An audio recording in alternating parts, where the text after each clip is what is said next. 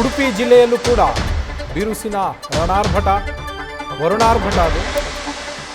ಇವತ್ತು ಉಡುಪಿಗೆ ಆರೆಂಜ್ ಅಲರ್ಟನ್ನು ಘೋಷಣೆ ಮಾಡಲಾಗಿದೆ. ಬೆಳಗ್ಗಿನಿಂದಲೂ ಕೂಡ ನಿರಂತರವಾಗಿ ಮಳೆ ಸುರಿತಾ ಇರುವಂಥದ್ದು. ಹೀಗಾಗಿ ಆರೆಂಜ್ ಅಲರ್ಟ್ ಘೋಷಣೆ ಮಾಡಲಾಗಿದೆ.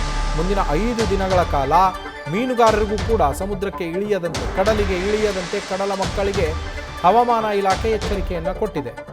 ಇವತ್ತಿನಿಂದ ಆಳ ಸಮುದ್ರದ ಮೀನುಗಾರಿಕೆಯನ್ನು ಆರಂಭ ಮಾಡಬೇಕಿತ್ತು. ಆದರೆ ಗಂಟೆಗೆ 40ರಿಂದ 55 ಕಿಲೋಮೀಟರ್ ವೇಗದಲ್ಲಿ ಗಾಳಿ ಬೀಸ್ತಾ ಇದೆ. ಬೀಸುವ ಸಾಧ್ಯತೆಯೂ ಇದೆ, ಇನ್ನೂ ಹೆಚ್ಚಾಗುವ ಸಾಧ್ಯತೆ ಇದೆ. ಭಾನುವಾರಕ್ಕೂ ಕೂಡ ಆರೆಂಜ್ ಅಲರ್ಟನ್ನು ಘೋಷಣೆ ಮಾಡಲಾಗಿದೆ. ಹೀಗಾಗಿ ಕಡಲ ಮಕ್ಕಳಿಗೆ ಮೀನುಗಾರಿಕೆಗೆ, ಆಳ ಸಮುದ್ರದ ಮೀನುಗಾರಿಕೆಗೆ ಸಮುದ್ರಕ್ಕೆ ಇಳಿಯದಂತೆ ಎಚ್ಚರಿಕೆ ಸಂದೇಶವನ್ನು ಹವಾಮಾನ ಇಲಾಖೆ ಕೊಟ್ಟಿದೆ. ಜೊತೆಗೆ ತಗ್ಗು ಪ್ರದೇಶಗಳಲ್ಲೂ ಕೂಡ ಜಾಗ್ರತೆಯಿಂದ ಇರಿ, ಎಚ್ಚರಿಕೆಯಿಂದ ಇರಿ ಅಂತ ಹೇಳಿ ಸೂಚನೆಯನ್ನು ನೀಡಲಾಗಿರುವಂಥದ್ದು. ಅಲ್ಲಿಯೂ ಕೂಡ ಸಾಕಷ್ಟು ಸ್ಥಳಗಳು ಮುಳುಗಿರುವ ದೃಶ್ಯವನ್ನು ನೀವು ಗಮನಿಸ್ತಾ ಇದ್ದೀರಾ. ಇದು ಉಡುಪಿ ಭಾಗದ ದೃಶ್ಯಗಳು. ಆಗಲೇ ತೋರಿಸಿದ್ದು ದಕ್ಷಿಣ ಕನ್ನಡ ಭಾಗದ್ದು, ಇದು ಉಡುಪಿ ಭಾಗದ್ದು. ಕರಾವಳಿ ಭಾಗದಲ್ಲೂ ಕೂಡ ವರುಣನ ಆರ್ಭಟ ಜೋರಾಗಿದೆ.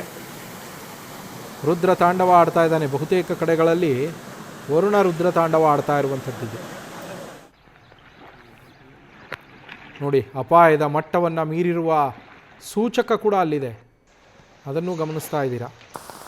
ಬೇರೆ ಬೇರೆ ದೃಶ್ಯಗಳನ್ನು ನೀವು ಗಮನಿಸ್ತಾ ಇದ್ದೀರಾ. ಉಡುಪಿ ಭಾಗದಲ್ಲಿ ಮಳೆಯ ಆರ್ಭಟದ ದೃಶ್ಯಗಳು ಇವು. ಜನಜೀವನ ಅಸ್ತವ್ಯಸ್ತ ಆಗ್ತಾ ಇದೆ. ಸಾಕಷ್ಟು ಕಡೆ ತೊಂದರೆಗಳು ಕೂಡ ಉಂಟಾಗ್ತಾ ಇದೆ.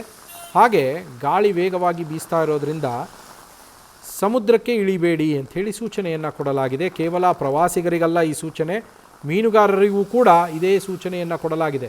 40ರಿಂದ 55 ಕಿಲೋಮೀಟರ್ ವೇಗದಲ್ಲಿ ಗಾಳಿ ಬೀಸುವ ನಿರೀಕ್ಷೆ ಸಾಧ್ಯತೆಗಳು ಇರೋದರಿಂದ ಇವತ್ತಿನಿಂದ ಏನು ಆಳ ಸಮುದ್ರದ ಮೀನುಗಾರಿಕೆ ಆರಂಭ ಆಗಬೇಕಿತ್ತು, ಆ ಕಾರಣಕ್ಕೂ ಕೂಡ ನೀವು ಸಮುದ್ರಕ್ಕೆ ಇಳಿಯೋದು ಬೇಡ.